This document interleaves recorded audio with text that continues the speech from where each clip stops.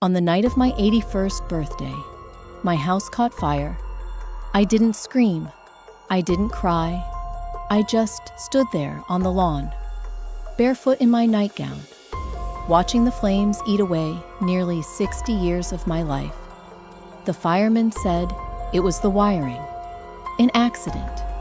Old homes go up like matchsticks. They told my son, but I knew better. You don't live 8 decades and not learn how to recognize intent. It was too convenient. The timing, the silence, the quickness with which my children arrived. Full of soft hands and worried voices. Too quick. They brought me tea and soft words. They gave me hugs that were just a little too rehearsed. Mom, we'll take care of everything, G said, his hand resting heavy on my shoulder. I've seen better acting in church plays. The morning had started like any other. I made coffee strong, black, no sugar, the way I've always liked it, and the way my first husband, Logan, always said could strip paint off the walls. He used to tease me, "You take your coffee like your opinion's bitter and hot." And he wasn't wrong. Outside, the lilacs had bloomed, the same ones we planted together long ago when we first bought the house. They line the back fence now, tall and thick like guardians. Logan's been gone for over 4 decades. The lilacs are all I have left of him. Well, that and the land, but we'll get to that. The children were supposed to arrive at 5. They never forget my birthday. Not because they care, not really, but because Winona, my daughter-in-law, treats every gathering like a performance. She showed up in heels, her hair done just right, smile tight at the corners. "Happy birthday, Mom," she said, handing me lilies. Of all things, even though she knows I can't stand the smell. I smiled and nodded, because that's what mothers do, even when they see the strings behind the puppets. Then came Aubrey, my daughter. Eyes tired from another double shift at the hospital, but still managing a strange little sparkle as she leaned in to kiss my cheek. I've seen that look before, when she was 7 and swore she didn't know who broke my favorite vase. Her husband, Zeph, was with her, laughing too loud, as always. He fills up a room the way a used car ad fills up a radio. Flashy, loud, and mostly air. And the grandkids, they barely looked up from their phones. At dinner, the cake was store-bought, the icing too sweet. No one asked about the garden. No one noticed the way the dining room light flickered, because I had already fixed the wiring 3 years ago. But they noticed the square footage, and they noticed the silence when I said I still sleep in the master bedroom, alone. Later, when they brought up that nice new place 10 miles away, Quiet Harbor, they couched it in concern. "You shouldn't live alone, Mom. What if you fall again? Think of how peaceful it could be." They'd already visited the place. Winona had brochures in her purse. The conversation drifted back to safer topics. Insurance, Aubrey's latest night shift, Thornton's new watch. But the fire had already started, not with a match, but with a plan. When they left that night, I cleared the dishes slowly, my hands shaking just a little more than usual. It wasn't fear, it was anger. I turned off the lights, climbed the stairs, and told myself I'd rest for just a bit. A quick nap, but then the smell, smoke. It slipped under the door like a whisper. The alarm didn't go off. I moved fast, faster than they'd expected. I think, grabbed my old leather bag from the nightstand, the one with Logan's documents, and the keys, and the deeds. I climbed out the window like I had all those years ago, when Logan and I were young, and sneaking around behind my father's back. By the time the fire trucks arrived, The house was gone, and when my children showed up with trembling voices and staged shock, I watched them closely because I knew they had set the fire, not with their hands, but with their desperation. And I knew something else too. They thought I was done. They thought they had won, but I was just getting started. Chapter 1: Quiet Harbor. The next morning, what was left of my house was just a blackened skeleton, charred beams, melted memories, 60 years of life reduced to ash. I sat on the porch of a neighbor's home, wrapped in a borrowed blanket, my bag clutched tightly on my lap. Inside it were my documents, the keys to the safe deposit box, and the deeds. Always the deeds. When the ambulance arrived, I told them I was fine. When the fire chief asked questions, I nodded quietly. And when my son, G, came running up with wide eyes and shaky hands, I gave him the kind of look that says, I see you, even if I don't say it out loud. Mom, he said, thank God you're all right. We were so worried. He didn't look worried. He looked relieved. Behind him, Aubrey was already on the phone, speaking in hushed tones. I heard the words insurance, placement, and facility. Winona wasn't even pretending. She was smiling as she handed out bottled water to the firefighters. It was as if they had been expecting the fire. By lunchtime, they had already suggested I stay with them, just until we figure things out. G said, we'll get everything sorted. Mom, Aubrey added, barely meeting my eyes. But within the hour, a new idea was floated. There's a wonderful place nearby, Winona said. Quiet Harbor. It's just temporary. I didn't argue. Logan always told me, the strongest move is the one they don't see coming. So I nodded, smiled, agreed. If you think it's best, I said. Their relief was immediate, almost eager. By evening, I was sitting in a clean, bright room at Quiet Harbor, pale blue walls, a single bed, a nightstand, a chair by the window. It looked more like a model home than a living space. No photos, no history, nothing that said Iris had ever lived a full life before walking through that door. They brought me a small suitcase, packed with clothes they had just bought. All new, all bland, none of it mine. We'll visit every weekend, Aubrey said, kissing my cheek. I smiled and nodded, but in my head, I was already writing a plan. I unpacked slowly, placing Logan's old notebook on the nightstand. The leather was worn smooth from years of use. Inside were blank pages, waiting to be filled. He gave it to me on our first anniversary. Write everything down. Iris, he had said, memory fades, but paper remembers. That night, I didn't sleep much. Quiet Harbor was indeed quiet, too quiet. The kind of silence that wraps around you and presses against your ribs. Not peace, not comfort, just absence. I listened to the wind rustling through the trees. I watched the moonlight crawl across the floor. And I thought about my house, about the fire, and about the people who had once called me Mom. The next morning began with a knock on the door. Good morning, Mrs. Vatel, a cheerful young voice called out. I'm Linda. I'll be helping you get ready for the day. She entered with the confidence of someone used to being obeyed. Her uniform matched the room, pale blue, wrinkle-free, emotionless. I can get dressed on my own, I said. Of course, she smiled, but I'll stay nearby, just in case.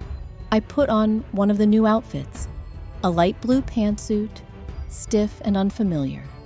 The kind of clothing chosen by someone who thinks practicality is the same as kindness. Linda looked me over like a teacher, watching a student tie her shoes. Well done, she said. I said nothing.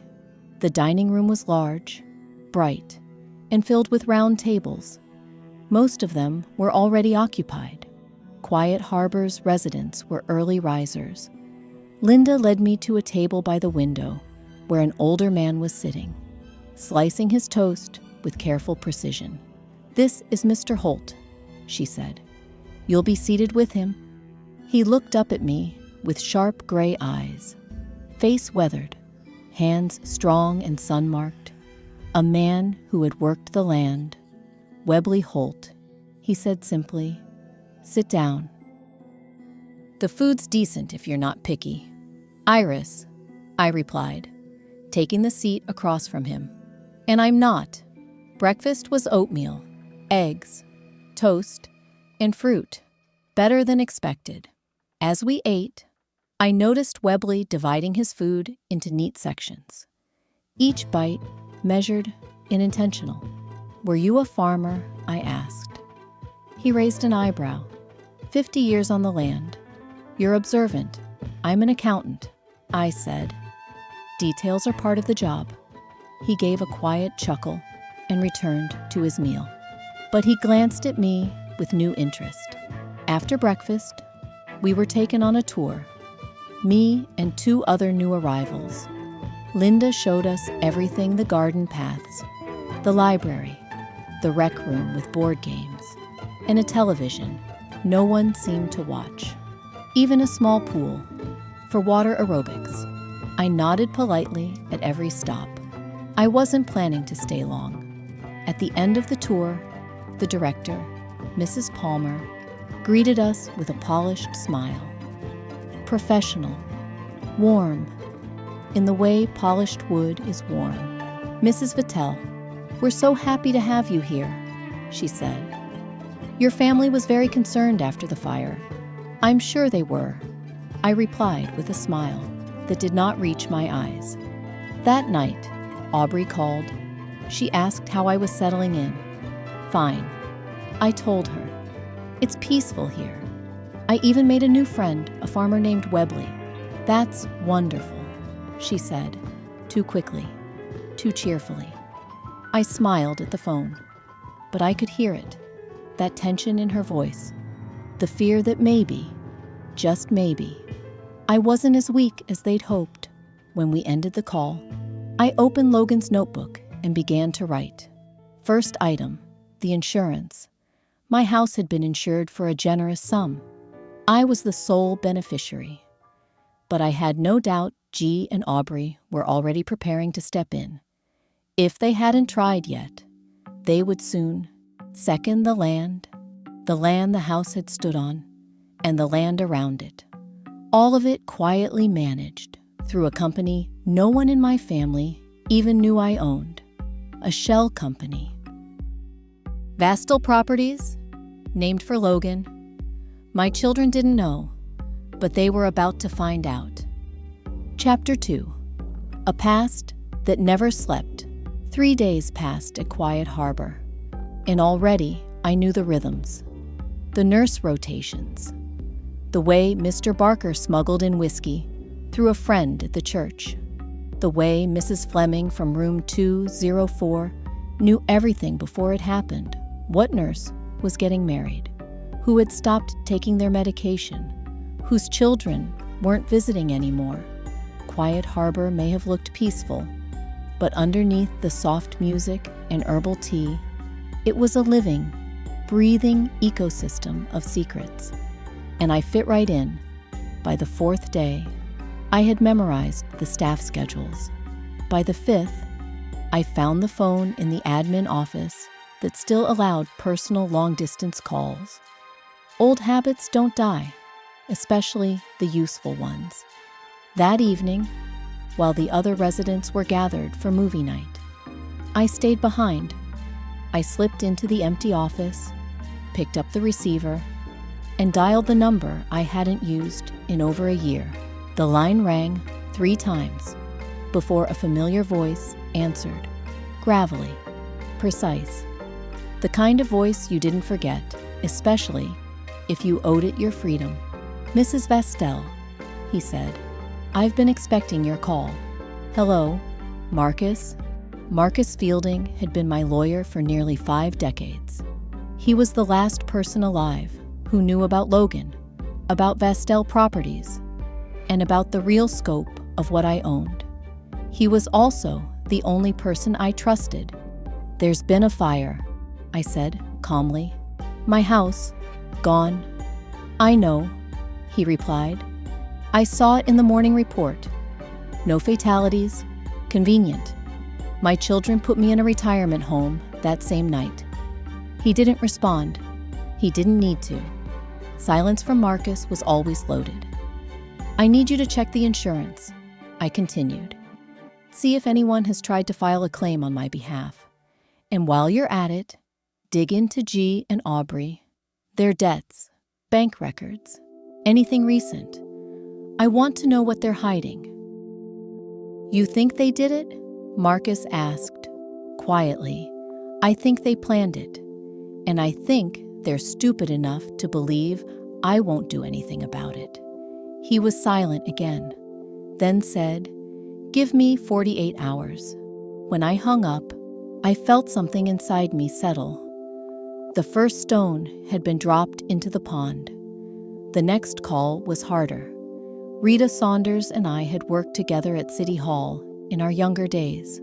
She had moved on to the fire department, worked her way up, and now had access to every incident report in the city. "Rita," I said, after she answered, "I need a favor." "Iris." Her voice was surprised, cautious. "I heard about the fire. Are you okay?" "I'm fine," I said, "but something doesn't add up. I need the full report, unfiltered, not the sanitized version." Rita hesitated. "That's outside the lines, Iris. So was helping you file those budget reports in '89 when your audit was about to implode." She went quiet, then sighed. "I'll see what I can find." "No promises. That's all I need." I leaned back in the office chair and stared out the window. The lights of the courtyard glowed softly against the night. Somewhere in the distance, a nurse was laughing at a joke someone told. Peaceful sounds, but not for me. Logan once told me, "Revenge isn't loud, it's quiet, like smoke before the fire." And the fire had already come. The next morning, Webley joined me for breakfast again. He had a way of cutting his toast that made it look like he was planning a blueprint. "How long have you been here?" I asked. 7 months, he replied. "Got a bad hip. My son thought this place would be easier." "You like it?" He shrugged. "It's clean. Food's not terrible. But it's not the farm. Your son visit every week. Like clockwork. He's a good boy." There was pride in his voice. The kind of pride I hadn't felt for my children in years. "What does he do?" I asked. "Used to help on the farm. Now, he works in produce farmers markets. Deliveries to restaurants. Been wanting to open a permanent shop for years, but can't afford the land. Not around here, anyway." I made a note of that, quietly. After breakfast, I went back to my room and opened Logan's notebook. I wrote down 3 names: G, Aubrey, Zephyr. Then, underneath them, I wrote one word: liars. That afternoon, a letter arrived from Marcus. He still sent paper, said. It was harder to trace than email. Inside the envelope were copies of recent financial statements. G had taken out a second mortgage on his home. Aubrey had maxed out 2 credit cards. Zephyr's car dealership was bleeding money. He had laid off 2 employees and was behind on rent. But the most interesting part wasn't the debts. It was the application. 2 days after the fire, G had filed for power of attorney, citing mental decline and inability to manage finances as justification. Aubrey had inquired about the payout terms of my house insurance. They were already circling, like vultures. I closed the folder gently, almost lovingly. Then I smiled. They had underestimated me, just like everyone always had. But Logan never had, and neither would I.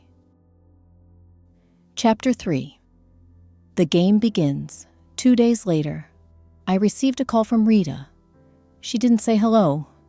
"Iris," she said, voice low. "You were right." I closed the door behind me, sat on the edge of the bed, and waited.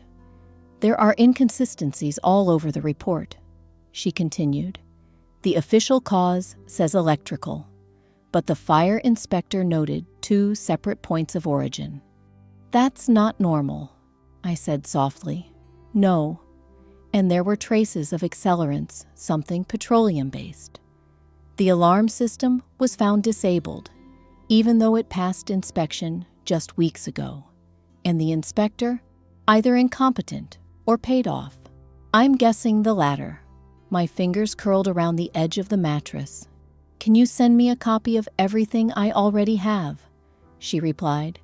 "Hard copy. Same address. Thank you. Rita." "Iris," she added, more gently now. "Whatever you're planning, be careful." "I'm always careful," I said, and hung up. That night, I placed Rita's file next to Marcus's documents and spread them out on the small table by the window. The moonlight hit the papers just right, like stage lighting. It was almost poetic. 2 points of origin, an accelerant, a disabled alarm, financial desperation, and legal attempts to take control. It wasn't proof in court, but it was enough for me. The next morning, I made my 3rd call. It took 5 rings before the man picked up. "Yeah," he answered, suspicious. "Jenkins," I said. "It's Iris Vatel." A pause. "Well, damn," he muttered. Didn't expect to hear that voice again. "You're not the only one." Jenkins used to be a police officer. Now, he was something less official and more useful. "You still keep tabs on people. I don't ask why. And I don't get involved in anything I can't walk away from." He said, "Good. I need info on 2 people, G. Madley and Aubrey Kensington. Their finances, recent contacts, unusual behavior. Especially around the time of the fire. They're your kids, Iris." "They were," I said, "until they tried to kill me." There was a long pause. Then Jenkins's voice dropped. "All right, give me a few days." And that was it. The 3 calls were made. The lines were cast. Now came the part I hated waiting. To pass the time, I began exploring Quiet Harbor more deeply. It didn't take long to map the place out. There were unspoken rules here, like any community. Nurse Nancy could be persuaded to arrange transportation into town if you asked her at the right moment and with the right amount folded in your palm. Mr. Barker had access to a hidden stash of bourbon. Mrs. Fleming had gossip that flowed faster than any social media feed. And Webley had something far more valuable: trust. We played chess by the window most evenings. He moved slowly, like a man pruning a vine. I moved quickly, precisely. Logan always said I thought 5 moves ahead. One afternoon, as we set up the pieces, I asked casually, "Your son Fergus, you said he wanted to open a store." Webley smiled. His whole face softened. "Still does. He's been trying for 3 years. Produce, local stuff, farm to table, but land prices in this city." He shook his head. "Everything's been gobbled up by developers. What kind of place is he looking for? Something central, accessible, where foot traffic's high." I looked down at the board, moved a pawn. "I might know a place," I said. Webley raised an eyebrow. My old house was on Oak Street," I said, casually. "Corner lot, just down from the park, burned down recently." He nodded. "That's prime real estate. It's mine, I said, and met his eyes. And I'm not giving it to my children. Webley didn't press, but he understood. 2 days later, Fergus came to visit. Webley introduced us. He had the same clear eyes and square jaw as his father, but there was a nervous energy to him, like someone always running, just a little behind schedule. We sat by the window while Webley dozed nearby.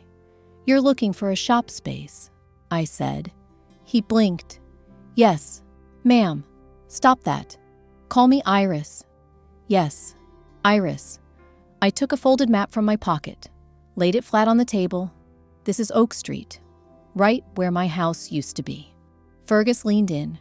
His eyes widened. This is perfect. I want something useful built there," I said quietly. "Something good, something honest. Not a shopping center, not another cheap development." He looked up. "Why me?" "Because your father speaks of you with pride, and because I believe in legacy, I named a price. It was fair, generous, even, but it wasn't charity." He nodded slowly. "I need to speak with the bank. Do it soon," I said, folding the map. "I have other offers." That was a lie, but a useful one. That night, I wrote in Logan's notebook, "The land is moving. The storm is coming. And they still don't know it's me who holds the sky." Chapter 4, Paper Shadows and Smoke. The morning sun spilled into my room, like honey across a table, slow, golden, deliberate.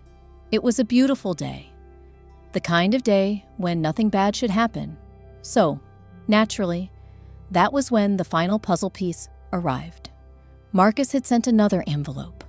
It was thicker than the last, sealed with wax, as he always did, an old-school touch I found oddly comforting.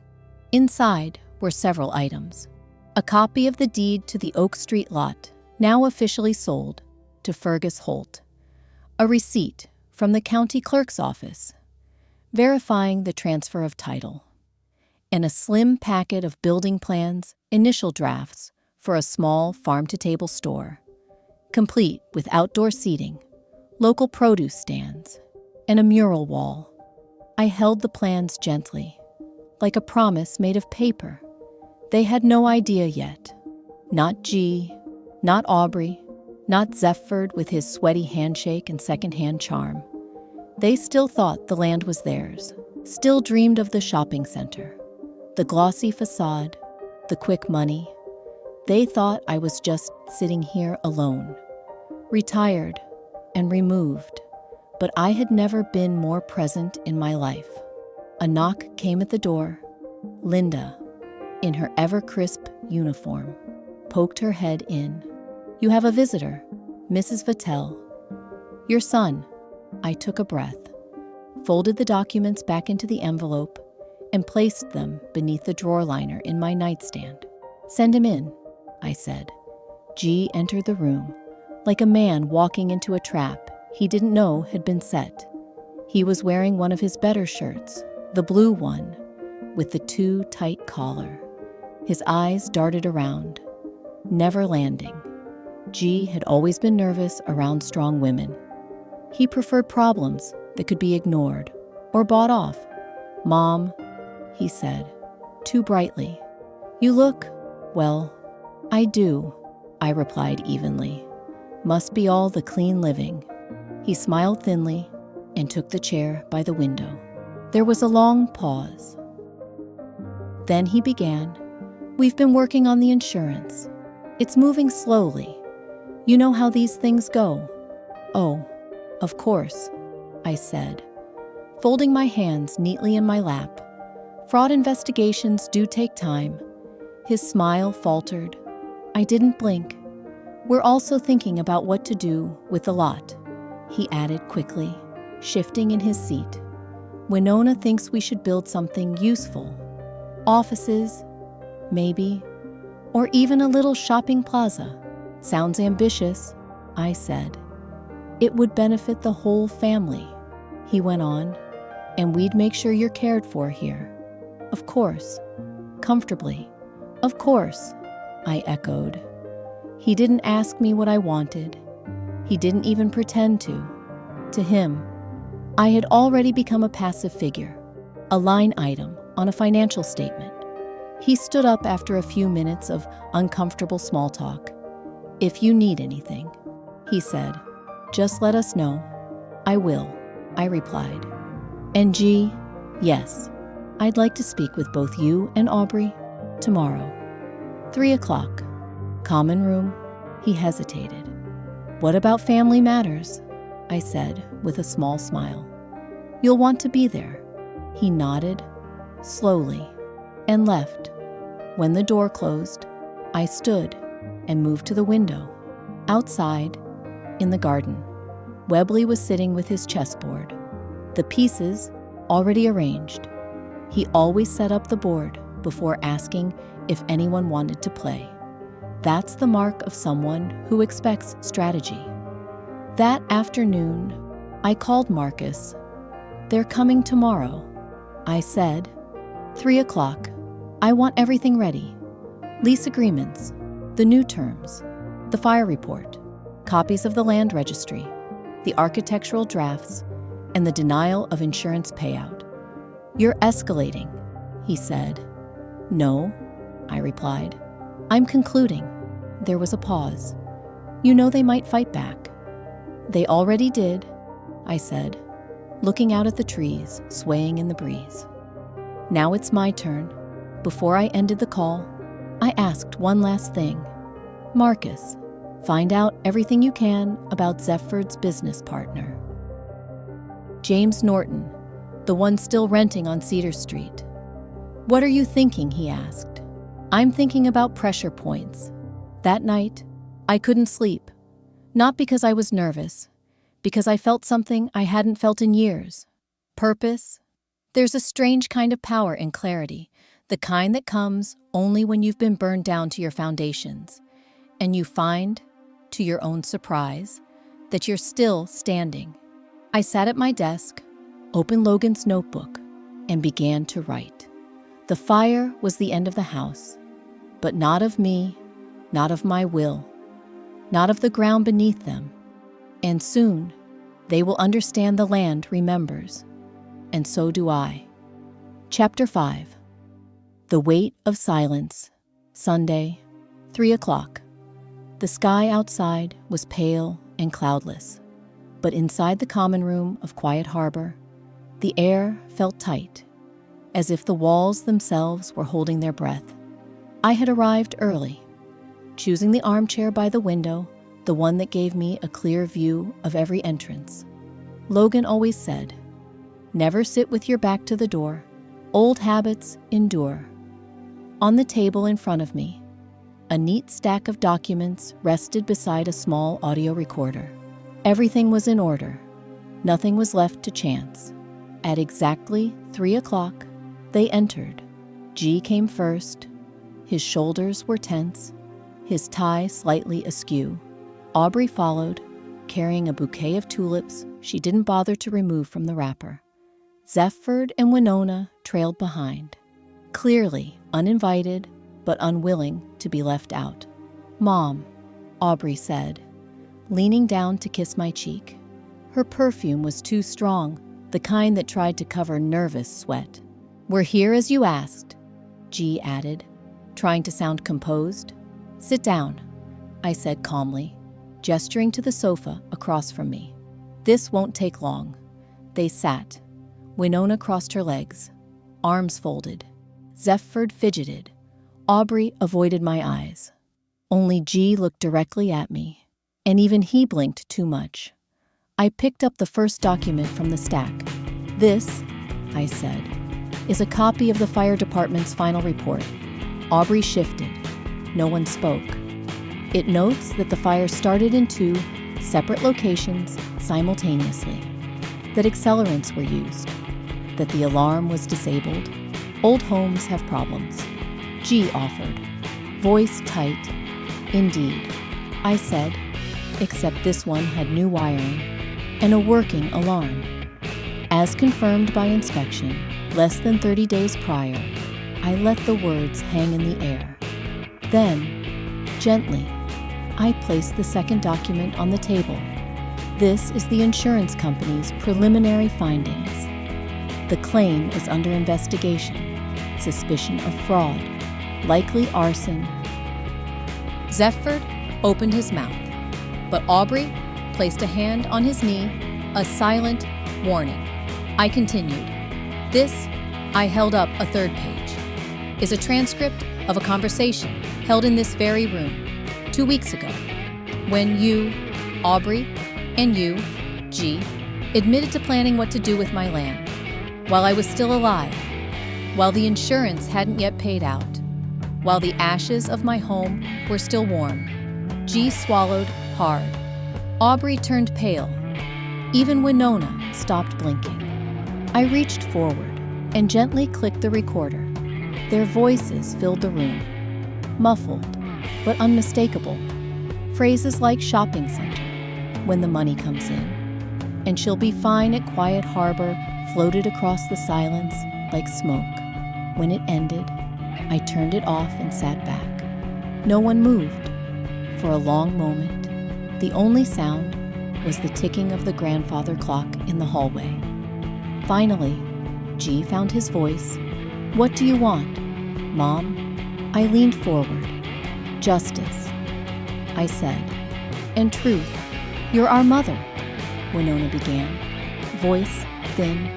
"I was," I said quietly, "until you decided I was a burden." Aubrey's eyes filled with tears. "We didn't mean, but you did," I interrupted. "You all did." I lifted the final document, a large map, folded neatly. "This," I said, unfolding it slowly, "is a property map of Miramar. Highlighted here in red, I tapped 2 sections are your homes." They leaned in, curious now, confused. "These lots," I said, "are leased from a company called Vatel Properties." Aubrey frowned. So, I said, pausing. "Vatel Properties is mine." The silence cracked open like thunder. 34 years ago, I continued, I inherited several blocks of land from Logan Vatel, my first husband. They've been quietly managed through proxies ever since. You've lived on my land all these years, paying a symbolic rent, a gift, yes, but one you never earned. "No," G said, shaking his head. "That's not possible." "We never, because I never told you." I said, "I didn't have to. You didn't ask. You took. You assumed. And now you assume I will forgive." I stood. "As of tomorrow," I said, "new lease terms take effect. Market rate, 10 times what you've been paying." "You can't do this," Winona whispered. "I already have," I replied. "And you have 30 days to accept the new terms, or find somewhere else to live." Zephyr stood abruptly. "This is blackmail." "No," I said softly. "This is business." They stared at me, stunned, as I gathered the documents into a leather folder and stood to leave. At the door, I paused. "One more thing," I said. Without turning back, "Tell James Norton he should start looking for a new space. His lease on Cedar Street won't be renewed." And with that, I left. I didn't wait for their reaction. I didn't need to. Outside, the wind had picked up. The sky was still pale, but there was a shift in the air, the kind of shift that comes before rain. Back in my room, I poured myself a cup of tea, sat by the window, watched the garden, and smiled, because the storm was no longer coming. It was already here. Chapter 6. The Terms of Forgiveness. The next day passed in silence. No phone calls, no messages, not even a courtesy visit from the staff to say my children had reached out. It was almost impressive how quickly guilt can slide into avoidance. That evening, as I sat by the window with my tea, Marcus called. "They've seen the new lease agreements," he said. "Their lawyer has confirmed everything is airtight. Legally, you're on solid ground, and morally, you stopped asking that question a long time ago." I smiled. "Fair enough." "They'll try to negotiate," Marcus added. "Expect tears, pleading, maybe even apologies." "Good," I said. "I want to hear them say it." "And if they don't, then they can pack." The line went quiet for a moment. "Iris," Marcus said finally, "you're sure this is the path you want?" "They tried to erase me," I replied. "Let them feel what that emptiness tastes like."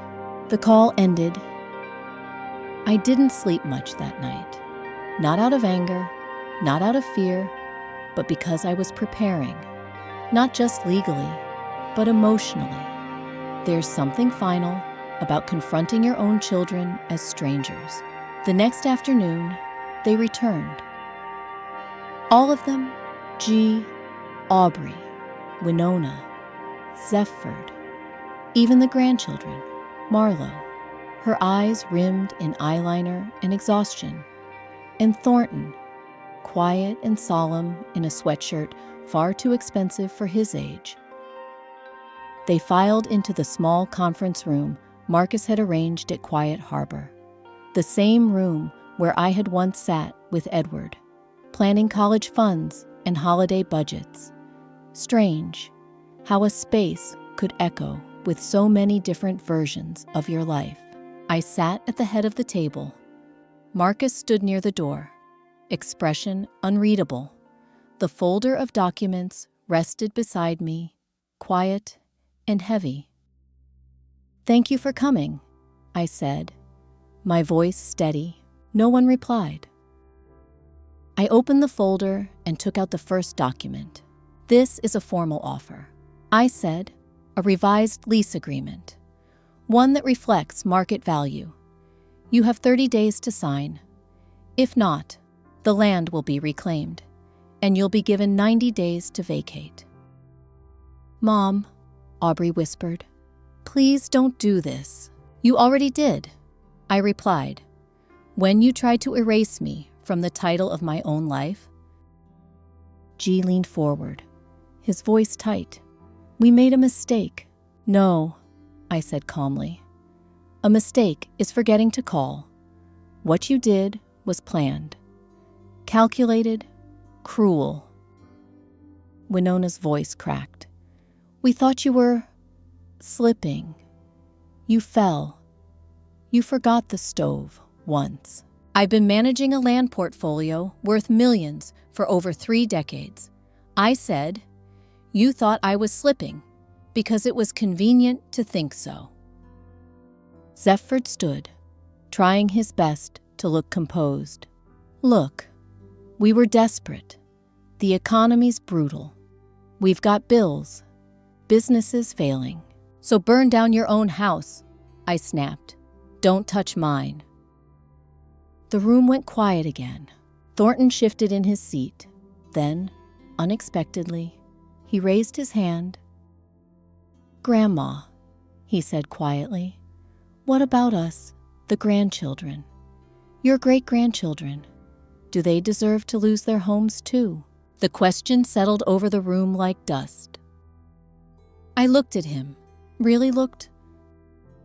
And for a moment, I saw Logan, not in face, but in spine, in defiance, in the willingness to ask a question others were too afraid to speak.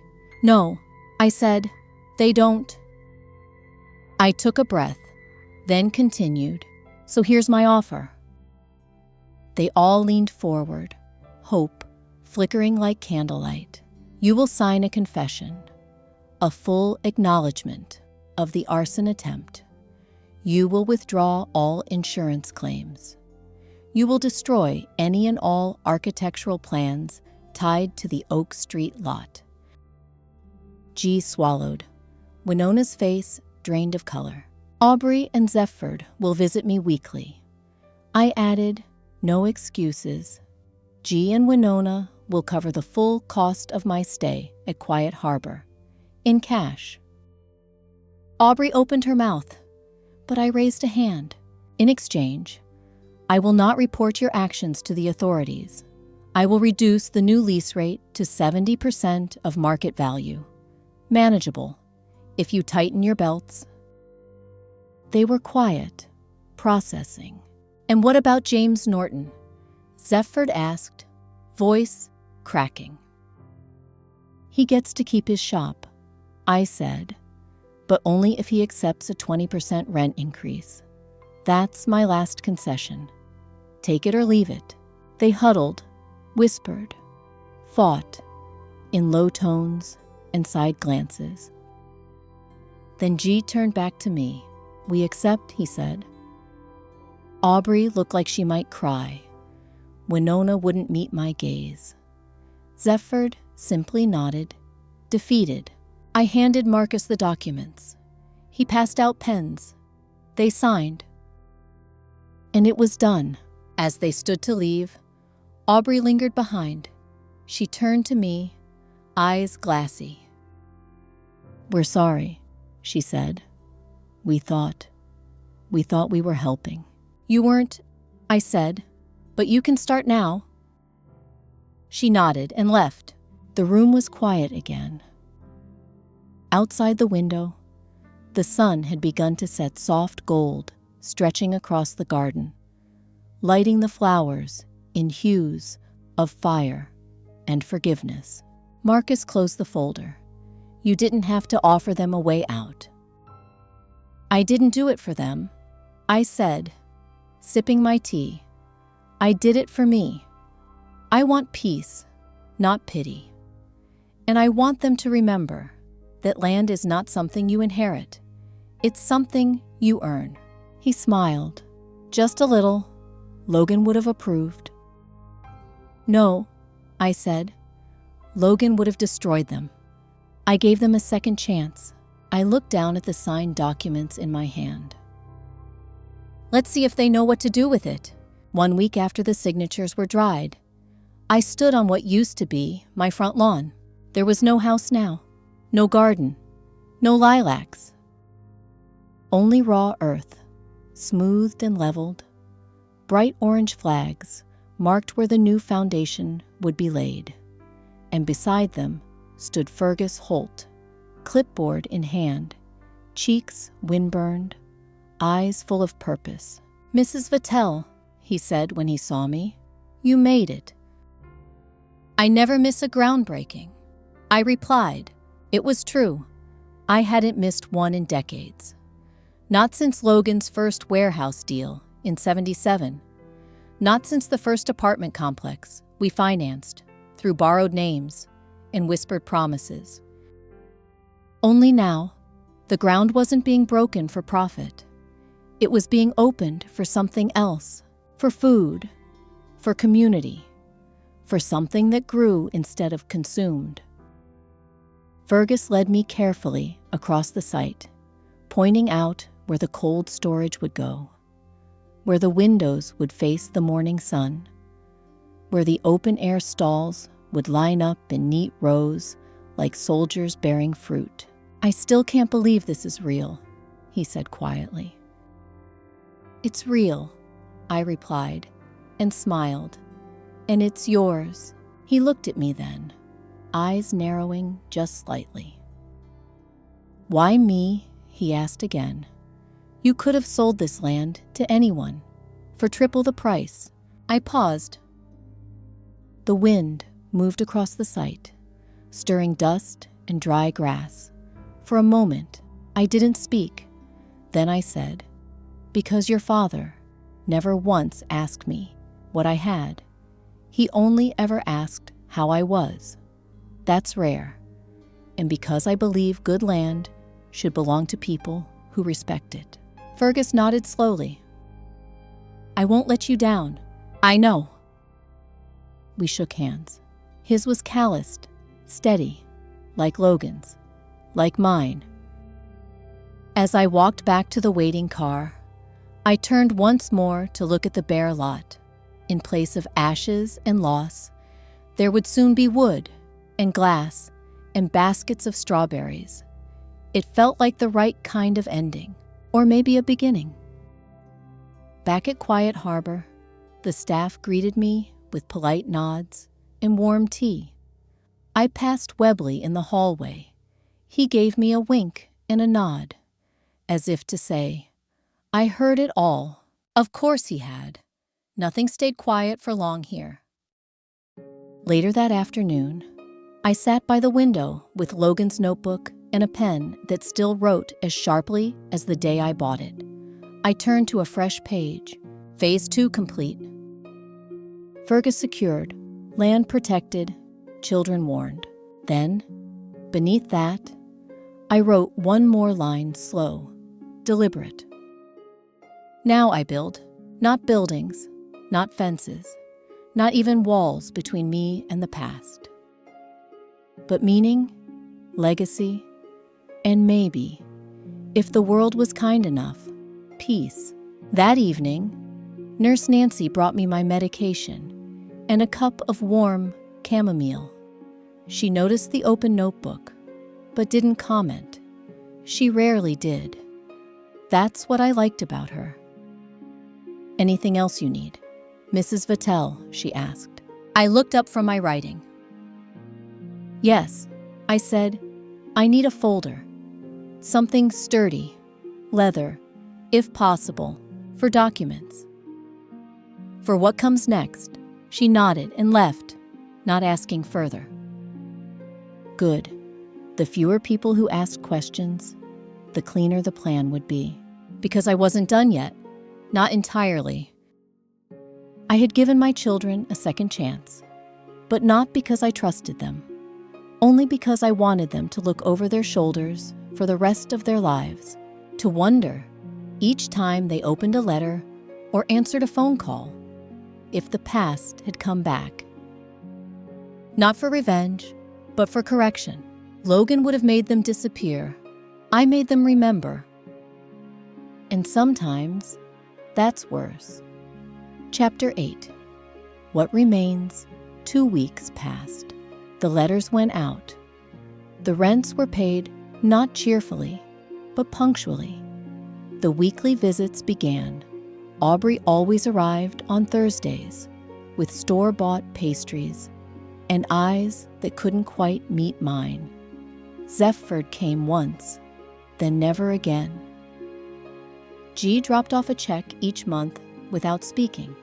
Winona sent flowers. Always lilies. They still didn't know I hated the smell.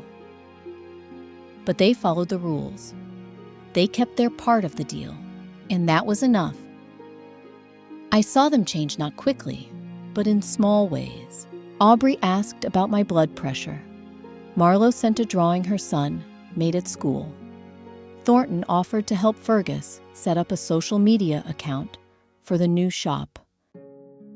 None of it erased what they had done, but not everything has to be erased. Some things are better left as scars, reminders of what not to become. Fergus's shop, meanwhile, was taking shape. Each week, he sent photos, wooden beams going up, produce bins being delivered, signs painted by local artists. He called it the ground beneath, after something I once said to him. People forget the ground they walk on has memory, that it listens. The irony wasn't lost on me. Sometimes I think Logan would have laughed. Other times, I think he would have burned it all down again, not for land, but for principle. I loved him, and I feared him, but I am not him.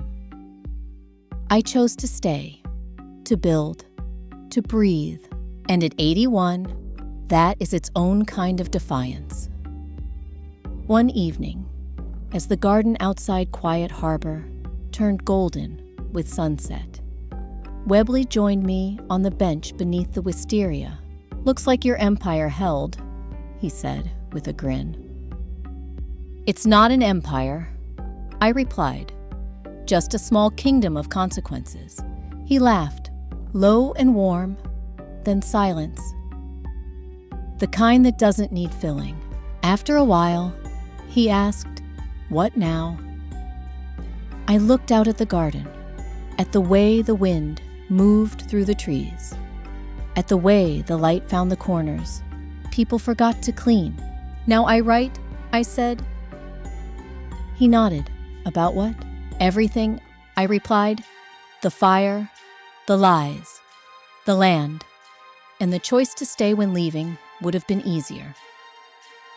Webley reached into his coat and pulled out something wrapped in cloth, a small wooden box. He handed it to me. "What's this?" I asked. "Fergus found it in your old yard," he said, "buried near where the lilacs used to be." I unwrapped it carefully. Inside, beneath layers of dust and time, was a rusted key and a faded note in Logan's handwriting. "For when they forget who you are." I held the key for a long time. I didn't know what it opened anymore. Maybe nothing. Maybe everything. But I understood the message. They forgot, and I reminded them. That night, I returned to my room, opened Logan's notebook, and wrote the final page. "I am not the ashes they left behind. I am the land beneath their feet, and I choose what grows." I closed the book, not with bitterness, but with resolve. Then I turned off the light, let the darkness settle, and fell asleep to the sound of quiet wind, not haunting, not howling, just calm. The kind that comes after a long storm, and maybe, if you're lucky, the kind that stays.